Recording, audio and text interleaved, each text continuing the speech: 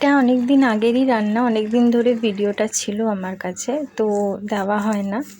তো বানিয়েছিলাম আমি হচ্ছে চিকেন মানে আলু দিয়ে, আলুর দমই বানিয়েছিলাম কিমা দিয়ে। তো কীভাবে বানিয়েছিলাম, আলুগুলোকে 2 পিস করে আলুগুলোর ভিতরটা চামচ দিয়ে একটু ভিতরের আলুগুলো বার করে নিলাম। এবার আমি একটু চিকেন কিমাটা এনে আবার একটু বেশি করে মিক্সিতে ঘুরিয়ে নিয়েছি।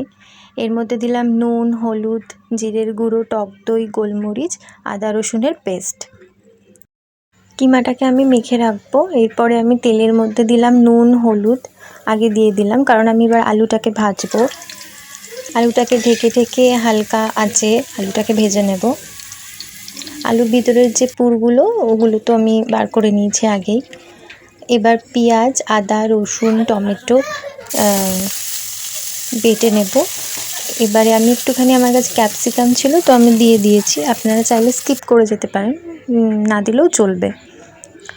আমি তো তার মধ্যে আবার কাজু বাদামও নিয়েছি, কাজু বাদামটা মাস্ট। এবারে চিকেনটাকে আমি মানে কিমাটা আমি ভালো করে কষিয়ে নিলাম। কিমাটা আলাদা করে ভালো করে আগে রান্না করে নিতে হবে, মানে কষিয়ে নিতে হবে। নামাবার আগে একটু কাঁচা লঙ্কা আর একটু ধনেপাতা দিলাম, যাতে ফ্লেভারটা খুব ভালো আসে। ধনেপাতা দিলে না ফ্লেভারটা খুব ভালো আসবে। এরপর আমি কি করছি, আলুটা যেটা আমি মানে আলুর ভিতরটা তো মাঝখানটা তো ফাঁকা, তো ওখানে আমি কিমা দিয়ে এই পুরটা ঢুকিয়ে নিচ্ছি।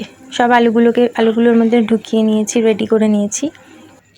এরপরে আমি তেলের মধ্যে তেজপাতা, শুকনো লঙ্কা, একটা এলাচ, একটা দারচিনি দিয়ে যে মশলাটা করে রেখেছিলাম, পেঁয়াজ, আদা, রসুন, কাজু দিয়ে বাটা, ওই মশলাটা আমি দিয়ে দিলাম। তার মধ্যে যা যা মশলা লাগে, নুন, হলুদ, লঙ্কা গুঁড়ো, জিরে গুঁড়ো আর দেবো না, দিয়ে আমি মশলাটা ভালো করে কষিয়ে নিয়ে এবারে জল দিয়ে খানিকক্ষণ ফুটিয়েছিলাম মশলাটাকে, মানে ভালো করে।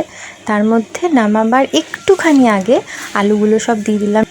তো এই রেসিপিটা আপনারা ট্রাই করে দেখতে পারেন, খুব সুন্দর, কম খরচে খুবই সুন্দর মানে খেতে হয়।